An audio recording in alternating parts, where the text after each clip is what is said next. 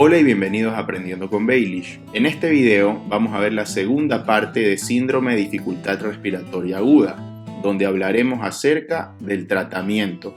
¿Cuáles son los pilares para tratar a un paciente con SDRA? En primer lugar, identificar y tratar la lesión desencadenante, reducir al mínimo los procedimientos invasivos innecesarios y sus complicaciones, administrar profilaxis contra trombosis venosa profunda, ya que es un paciente que va a permanecer en cama durante algún tiempo, profilaxis contra hemorragia digestiva con inhibidores de bombas de protones y profilaxis contra infecciones, sobre todo de catéter venoso central. Debemos también identificar oportunamente infecciones de tipo nosocomial.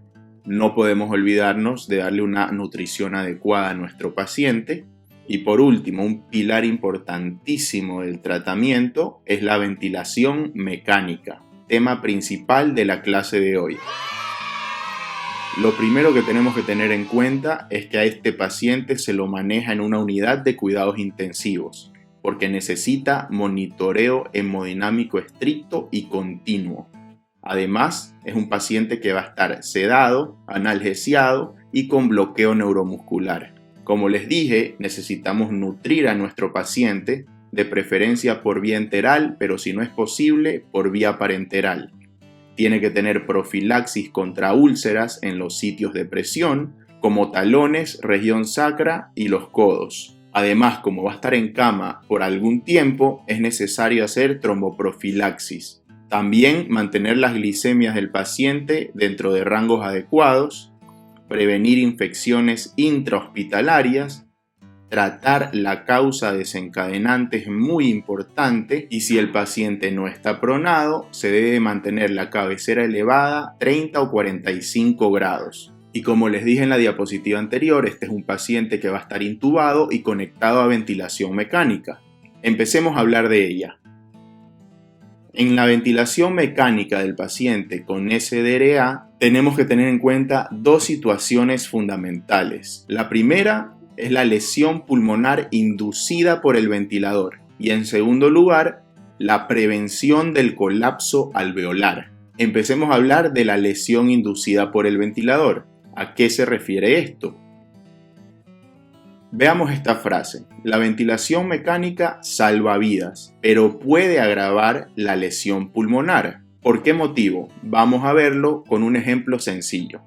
Aquí tenemos un globo rojo. Vamos a suponer que este globo tiene una capacidad máxima para ser inflado de 1000 mililitros de aire. Si lo inflamos con 100, no va a suceder nada. Si lo inflamos con 500, tampoco. Si llegamos a 1000 mililitros de aire, va a ser su capacidad máxima. Pero ¿qué pasa si seguimos inflándolo y administramos 1100 mililitros de aire? El globo va a explotar, como vemos en esta animación. Con esto les quiero ilustrar que nuestros pulmones tienen una capacidad máxima para recibir aire. Y si nosotros enviamos un excedente de aire, podemos agravar la lesión pulmonar. Vamos a suponer que aquí tenemos unos pulmones intactos con sus alvéolos intactos. No tiene ninguna patología pulmonar este paciente. A la derecha tenemos los pulmones de un paciente con SDRA y que tienen un edema en al menos las 3/4 partes de sus alvéolos. Imaginemos que ambos pacientes requieren ventilación mecánica. El de la izquierda tiene una patología neurológica, miastenia gravis, que produce parálisis de los músculos respiratorios. Y en él vamos a iniciar ventilación mecánica con un volumen tidal o volumen corriente habitual. ¿Qué es el volumen tidal o volumen corriente? Es la cantidad de aire que enviamos a los pulmones con la máquina en cada respiración. Y el cálculo será de 8 a 10 mililitros por kilo de peso. Si el paciente pesa 60 kilos y lo calculamos a 10 mililitros por kilo, 60 por 10 es 600 mililitros de aire de volumen tidal. Ahora, en el paciente con SDRA que tiene los pulmones del mismo tamaño que este paciente con miastenia gravis, no podemos enviar 600 mililitros de aire, porque ya las 3/4 partes de los alvéolos están ocupados por líquido. y el aire lo van a recibir las zonas entre comillas sanas. Así que en el paciente con SDRA tenemos que aplicar una ventilación mecánica protectora. ¿A quién protege? A los pulmones. No los podemos lesionar más. Y es muy importante que lo ventilemos con un volumen tidal bajo. El cálculo es de 4 a 8 mililitros por kilo de peso. Generalmente se inicia con 6.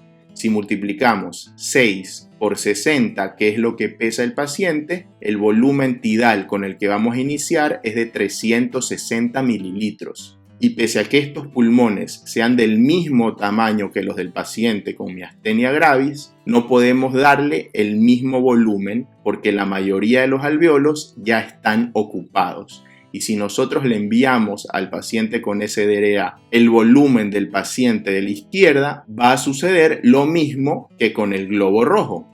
Van a explotar. Bueno, no necesariamente explotar, pero los vamos a lesionar. Y es un paciente que ya tiene una lesión importante en sus pulmones. Por eso es muy importante la ventilación con volumen tidal bajo. Ahora, en el paciente con SDRA, que tiene al menos las 3/4 partes de sus alvéolos inundados, insuflar todo el pulmón consolidado va a producir una distensión excesiva de las zonas, entre comillas, normales.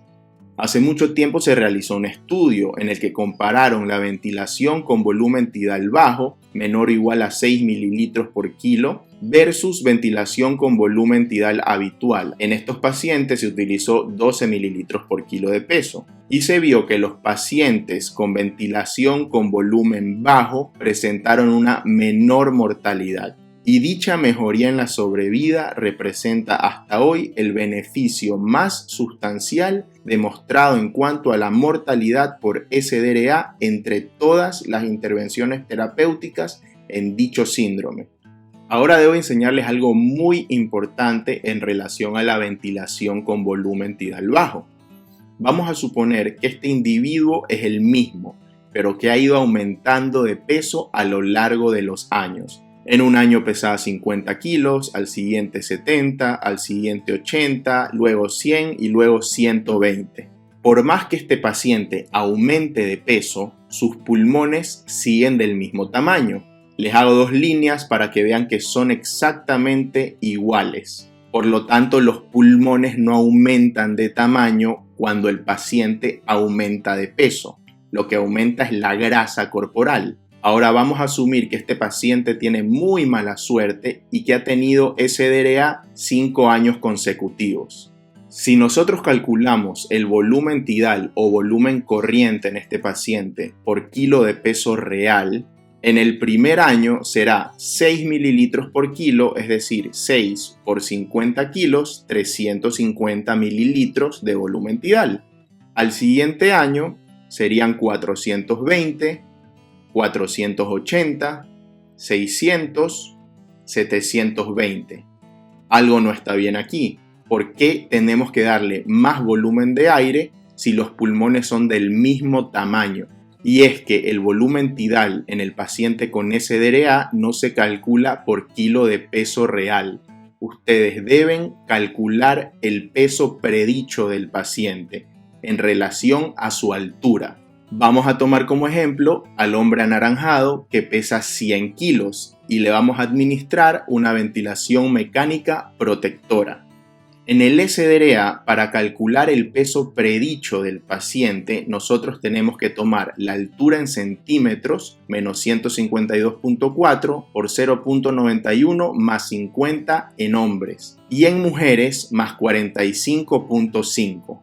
Ajustamos el ventilador en modalidad asistida controlada, ajustamos el volumen tidal inicial a 6 mililitros por kilo de peso predicho y la frecuencia respiratoria habitualmente está entre 14 y 20 o 14 y 22. Pero en la literatura van a leer que puede llegar como máximo hasta 35 respiraciones por minuto. Sin embargo, no se suele llegar a un valor tan alto.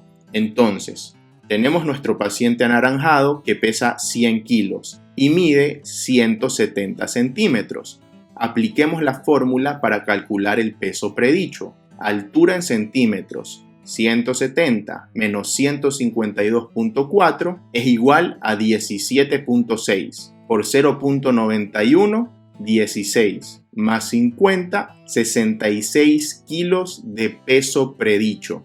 Vamos ahora sí a calcular el volumen tidal a 6 mililitros por kilo. 6 por 66 es igual a 396 mililitros de aire de volumen tidal o volumen corriente, que distan mucho de los 600 calculados con el peso real. Por eso es muy importante en todo paciente con SDRA calcular el peso predicho. De esta manera administramos un volumen tidal adecuado y evitamos la lesión pulmonar inducida por el ventilador. Entonces, aquí tenemos un ventilador mecánico de un paciente con SDRA y vamos a empezar a setearlo. Y aquí tenemos 4 variables: volumen tidal, frecuencia respiratoria, PIP y FiO2. El volumen tidal en nuestro paciente de 100 kilos que tiene un peso predicho de 66 será 396 mililitros de aire y la frecuencia respiratoria inicial que vamos a setear será de 20 respiraciones por minuto, que la vamos a ir ajustando según la gasometría del paciente. Eso se los voy a explicar más adelante. Ahora, ya que hablamos de lesión pulmonar inducida por el ventilador, empecemos con prevención del colapso alveolar. ¿A qué me refiero con esto? Como vimos en la clase anterior, el paciente con SDRA en su fase exudativa tiene los alvéolos inundados y no hay producción de surfactante, lo que lleva al colapso de algunas áreas del pulmón de ese paciente, sobre todo las inferiores y posteriores. Estas áreas colapsadas ya no pueden expandirse con normalidad, por lo tanto va a tener el paciente una disminución en la distensibilidad pulmonar. Es decir, ingresa poco aire a los alvéolos porque los pulmones no se distienden y cuando el paciente exhale va a existir un mayor riesgo de que colapsen más alvéolos y esto va a disminuir la cantidad de alvéolos disponibles para el intercambio gaseoso con una consecuente disminución en la oxigenación. Antes de continuar, quisiera que quede claro el concepto de distensibilidad pulmonar. Para esto vamos a abrir un paréntesis de color anaranjado que está aquí a su izquierda, que nos va a llevar a una diapositiva de conceptos clave, en la que vamos a ver 2 propiedades importantes que tienen los pulmones. La primera es la distensibilidad. Es aquella propiedad que permite el alargamiento o distensión de una estructura. Y la elastancia es la propiedad de un cuerpo para volver a la posición inicial después de haber sido deformado. En el SDRA, los pulmones del paciente tienen una disminución en la distensibilidad. Los pulmones no se expanden de forma adecuada. Miren, aquí tenemos unos pulmones normales y a la derecha los pulmones de un paciente con SDRA. En el centro tenemos los cuadritos de la distensibilidad, que en los pulmones normales va a estar normal, obvio, y en los pulmones con SDRA va a estar disminuida. Entonces, en el paciente que tiene pulmones normales, cuando respira e ingresa el aire, estos van a distenderse de manera adecuada. Vemos cómo tienen una buena distensibilidad y una buena elastancia. Los pulmones aumentan de tamaño con cada inspiración y regresan a su tamaño normal con cada exhalación. Vámonos a la derecha. ¿Qué sucede en los pulmones de un paciente con SDRA cuando ingresa aire? Vamos a compararlos con los pulmones normales. Y miren cómo se expanden muy poco. ¿Por qué sucede esto? Porque tienen una disminución en la distensibilidad. Ahora que sabemos bien lo que significa disminución en la distensibilidad, cerremos el paréntesis y volvamos donde estábamos. Y creo que este esquema se entiende mejor. El líquido alveolar intersticial y la pérdida de surfactante producen una disminución en la distensibilidad pulmonar. Y cuando el paciente expire va a aumentar el riesgo de que los alvéolos colapsen y de esta manera disminuya la oxigenación. Y aquí metemos un concepto importante que es el de PIP. Son las siglas en inglés para presión positiva al final de la expiración o presión positiva teleexpiratoria, porque el prefijo tele significa al final de. En esta imagen vemos los alvéolos de un paciente que no tiene SDRA. Como vemos, no están inundados. Y vean la distensión del alvéolo de la izquierda al final de la inspiración, cuando ingresa aire a él. En el centro vemos la distensión de un alvéolo al final de la expiración. Se cierra bastante. Y a la derecha vemos un alvéolo distendido al final de la expiración en el que hemos aplicado PIP. Como ven, al aplicar presión positiva al final de la expiración, evitamos que los alvéolos se cierren y los mantenemos abiertos en todo momento. Entonces, la PIP conserva abiertos los alvéolos al final de la expiración y ayuda a abrir aquellos que estaban cerrados. De esta manera, aumenta el número de alvéolos disponibles para realizar el intercambio gaseoso y mejora la oxigenación en el paciente con SDRA. Para aclarar aún más qué es la PIP, vamos a ver el siguiente video. Aquí tenemos unos pulmones que se inflan cuando ingresa el aire a ellos y se desinflan cuando exhalan aire. Ahora apliquemos PIP. En la inspiración se inflan y en la expiración se mantienen inflados. Miren, se inflan y expira y se mantienen inflados. Este es el modo macro. Ahora veamos el modo micro. Estos son los alvéolos de un paciente con SDRA, a los que no le vamos a aplicar PIP. Y luego veremos lo que sucede cuando vamos aumentando la PIP a 5, a 10, a 15, a 20 y a 25 centímetros de agua. Empecemos. Veamos cómo estos alvéolos se inflan en cada inspiración y en la exhalación colapsan. Al aplicar una PIP de 5, vemos todavía que la mayoría de los alvéolos colapsan. Con una PIP de 10, ya vemos que aproximadamente un 50% de los alvéolos se mantienen abiertos durante la expiración. Con la PIP de 15, mucho más. Con la PIP de 20, como veremos, se quedan prácticamente distendidos en todo momento. Y con una PIP de 25, están hiperinsuflados y solo tensan sus paredes. Entonces, con esto espero que entendamos bien el beneficio de utilizar PIP. Evitar que los alvéolos colapsen y abrir los alvéolos que quedan cerrados. Pero ¿cuánto de PIP debemos de aplicarle a nuestro paciente? Aquí tenemos una tabla en la que vemos la oxigenación arterial del paciente y la PIP.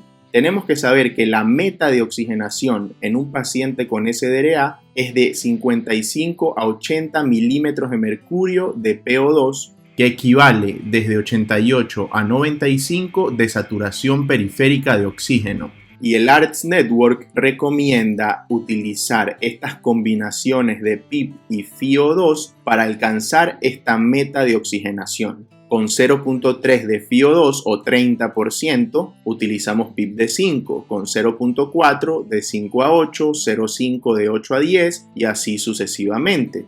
Muy importante lo que dice aquí abajo. La PIP debe aplicarse empezando con el valor mínimo para una FiO2 establecida. Es decir, que si yo utilizo una FiO2 de 0.5 o de 50%, voy a aplicar una PIP de 8, porque es el valor mínimo para esta FiO2 establecida. Vemos que es 8, 9 o 10. 8 es el valor mínimo.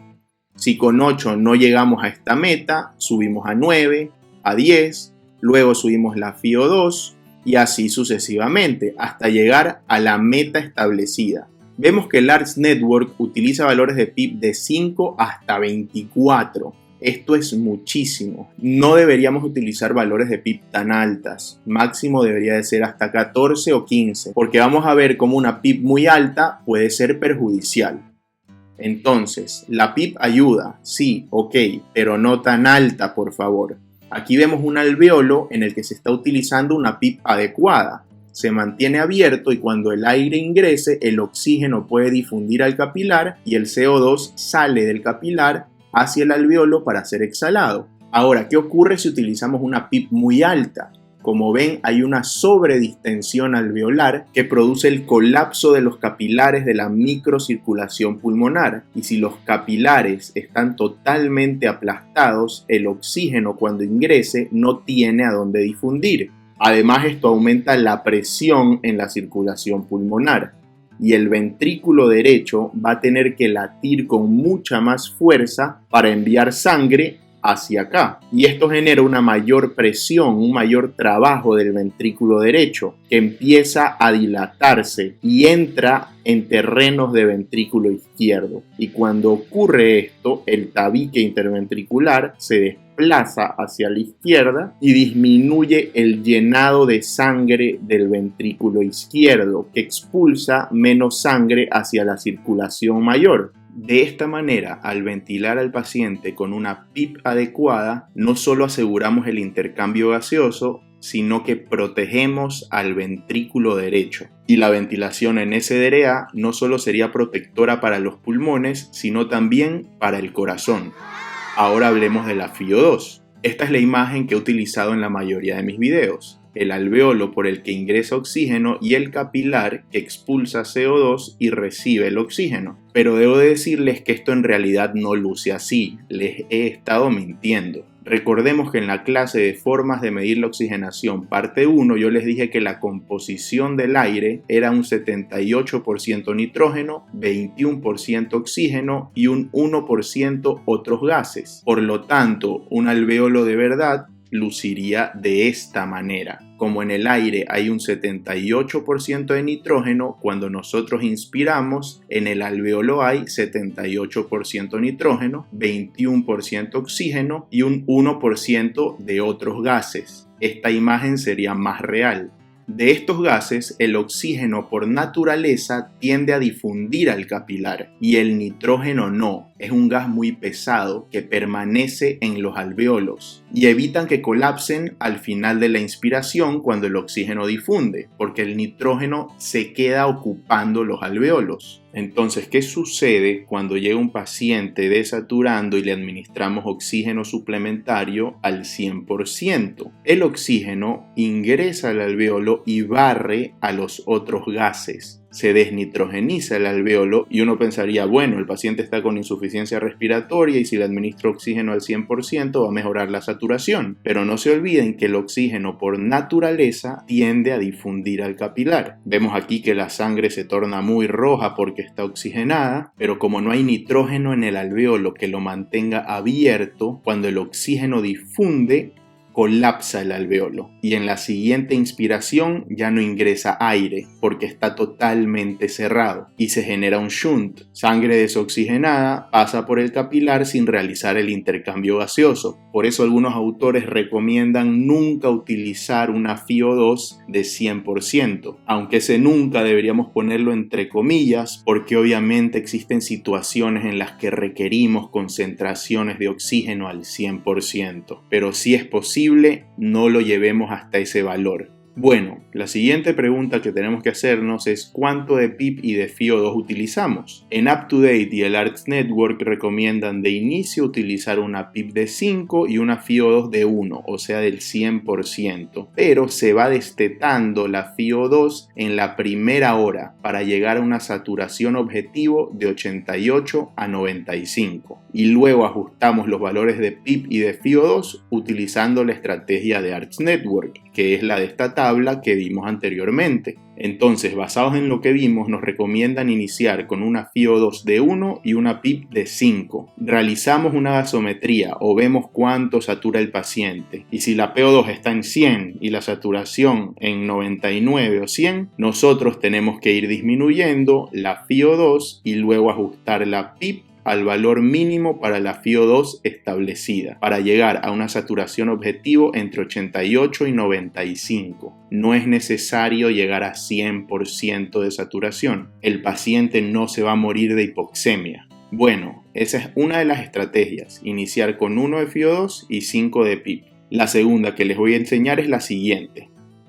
En pacientes obesos como el nuestro, el de color anaranjado que pesa 100 kilos y mide 1,70, el diafragma es empujado hacia arriba por la grasa abdominal. Los pulmones son empujados hacia el centro por la grasa que hay en el tórax. De esta manera podemos ver que un obeso tiene una disminución en la distensibilidad pulmonar. los pulmones del paciente obeso no se expanden adecuadamente porque hay grasa que presiona los pulmones hacia el centro. Y encima, si este paciente tiene un SDRA, que como ya vimos es una patología que produce una disminución en la distensibilidad pulmonar, el resultado de la ecuación va a ser que este paciente tiene dos factores que disminuyen su distensibilidad pulmonar, el distrés y la obesidad. Por eso existen artículos como este de aquí del año 2017 que hablan de una mejoría en la sobrevida en pacientes obesos con SDRA en los que se utilizan valores de PIB elevados. Y debido a esto, muchos autores recomiendan administrar una PIB basados en el índice de masa corporal del paciente. Si es menor a 30, iniciamos con una PIB de 5. Si está entre 30 y 40, iniciamos con una PIB de 8. Y si es mayor a 40, iniciamos con una PIB de 10. Muy importante, el IMC lo calculamos con el peso real, no con el peso predicho. El peso predicho solo es para calcular el volumen corriente. Entonces, la fórmula del IMC es el peso en kilos, peso real, sobre la altura en metros al cuadrado. El paciente pesa 100 kilos sobre 1.7 al cuadrado. 100 sobre 2.89. El IMC de nuestro paciente anaranjado es 34 kilos por metro cuadrado. De esta manera, como el IMC está entre 30 y 40, vamos a iniciar la ventilación mecánica con una PIB de 8 centímetros de agua. Así que nos vamos a nuestra pizarra donde tenemos a nuestro paciente de 100 kilos de peso real, 66 kilos de peso predicho, con el que iniciamos una ventilación con volumen tidal a 6 mililitros por kilo de peso predicho, es decir, 396 mililitros de aire, con una frecuencia respiratoria de 20, y como tiene un IMC de 34, vamos a iniciar con una PIB de 8. ¿Cuánto de FiO2 le administramos? Nos vamos a la tabla del ARDS Network. Vemos que con PIB de 8 utilizamos 0.5 de FiO2. Así que en el ventilador seteamos una FiO2 de 0.5. Bueno, estos no son todos los parámetros que vamos a setear en el ventilador. También tenemos la relación IE, que es la relación o el tiempo que dura la inspiración y la expiración. En SDRA se utiliza una relación IE 1:2. Algunos dicen que se puede utilizar 1:1.5, 1:2, 1:3. Pero el tiempo expiratorio debe de ser mayor para que no exista atrapamiento aéreo. El siguiente parámetro es el flujo, que es la velocidad con la que ingresa el aire a los pulmones del paciente, o sea, la velocidad con la que la máquina envía el volumen tidal hacia los pulmones. Al flujo se lo mide en litros por minuto y a mayor flujo el aire ingresa más rápido, a menor flujo el aire demora más en ingresar. Por lo tanto, para tener una relación IE con un tiempo inspiratorio menor al de la expiración, tenemos que utilizar flujos altos. De esta manera, este volumen tidal ingresa rápidamente a los pulmones y demora un poco en salir. Si utilizamos un flujo bajo, el volumen tidal se va a demorar en ingresar a los pulmones porque la inspiración dura más tiempo y no vamos a tener una relación IE 1:2. Y el último parámetro que les quiero enseñar hoy es la pausa inspiratoria, que tenemos que programarla en 0.5 segundos. Algo muy importante. La pausa inspiratoria no es necesaria. ¿Por qué motivo? Porque no es fisiológica una pausa inspiratoria. Ustedes no inspiran aire, hacen una pausa, retienen el aire y luego lo exhalan. Nosotros inhalamos y exhalamos de manera continua. ¿Cuándo programo yo una pausa inspiratoria? Cuando quiero medir algo que se llama presión meseta, que en el SDRA es muy importante medirla. Pero de presiones pulmonares vamos a hablar en el siguiente video cuando toquemos el tema de metas en el síndrome de dificultad respiratoria aguda. La verdad, con que ustedes hasta el momento sepan prevenir la lesión pulmonar inducida por el ventilador, iniciando la ventilación mecánica con un volumen tidal bajo, y además prevenir el colapso alveolar, iniciando la ventilación mecánica con una PIB adecuada, yo puedo irme a dormir tranquilo.